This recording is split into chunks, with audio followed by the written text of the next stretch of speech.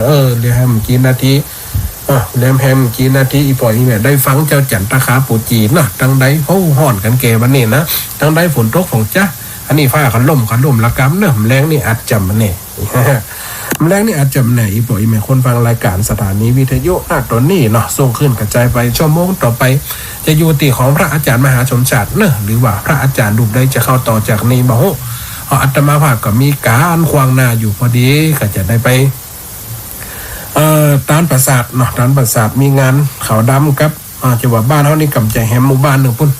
พอดีทางพระเจ้าประสงค์เปิ่นกับบ่ว่างก็เลยได้เป็นภาระงานแทนกันไปที่พ่ออีแม่ได้ฟังกันจากทางใดเนาะได้ฟังจากทางใดได้ยินได้ฟังแล้วก็ถ้าว่าจะโทรมาก็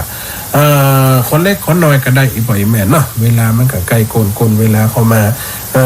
วันนี้ฮ้อนแก่พายุก็จะเข้าประมาณเช้าปลายนะฟังข่าวอีบ่อยแม่เนี่ยก็ฟังกันเอาระมัดระวังเอาตัวช่วงก่อนก็เข้ามาได้รอบนะพายุกาอย่างการมันเป็นภัยธรรมชาติมันย่อมจะเกิดขึ้นได้มันย่อมจะมี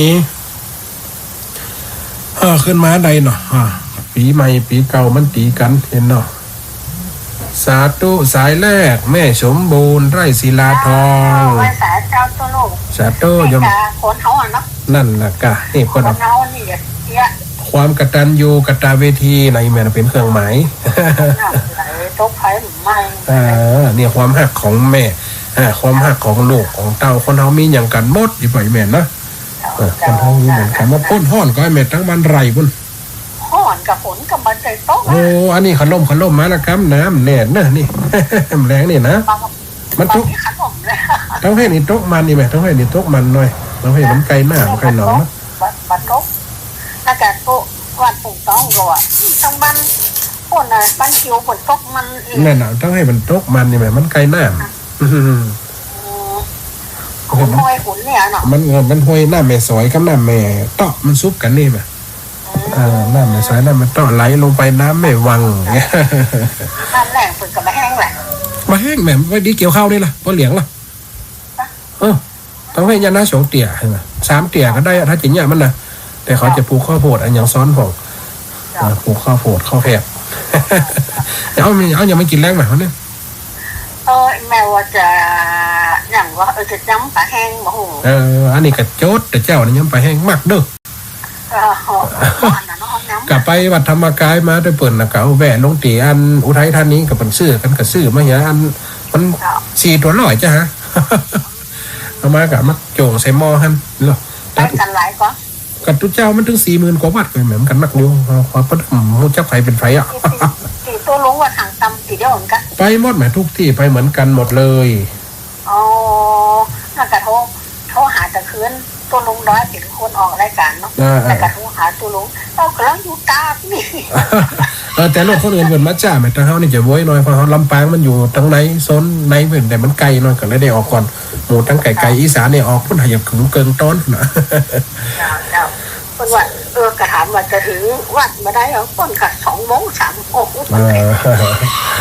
สาธุแม่เนาะชัดเจนนี่ก็ว่านี่มีสวามีเซก็มีก็แม่เจ้าบะหมี่เจ้าชัดเจนดีก๋วยเตี๋ยวมันจังมีเสียงอันพัดลมมันจะดังเพราะว่าหน้าห้อนี่มันจะทำงานนักไม่เครื่องกระจายเนี่ยนะเครื่องคอมเนี่ยนะสาธุนะโยมแม่เด้อ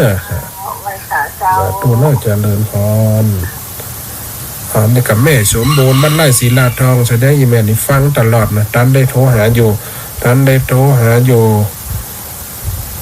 หลายคนอีบ่อยแม่นะที่ได้ฟังรายการเนาะวันนี้อาจจะออกก่อนเวลาไปประมาณ5 นาที4 นาทีนะพอดีมันจะไปส่งหน้าอาบน้ำพอดีเปิดกลับมารอทางนอกแล้วพอดีเปิดกลับมารอจะไปทุระปะปังอยู่อย่าติอูโดนรายการเนาะอีแม่ได้กู้ได้เจรจาฟัง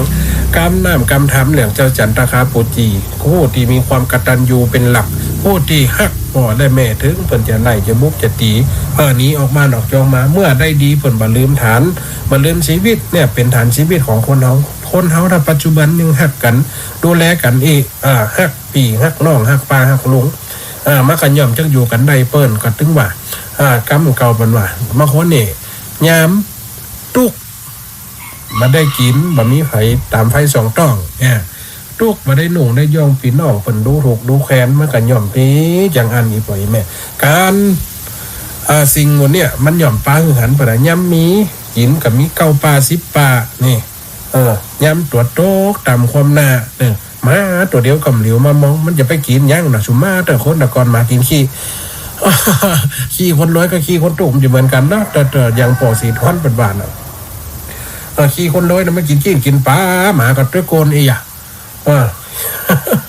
คนมาตุกมันอยากกินว่ากินใหม่มาเติมแง่หัวดังมาแต่เดียวมันกินได้ไงไอ้ปล่อยแม่หมาสมัยนี่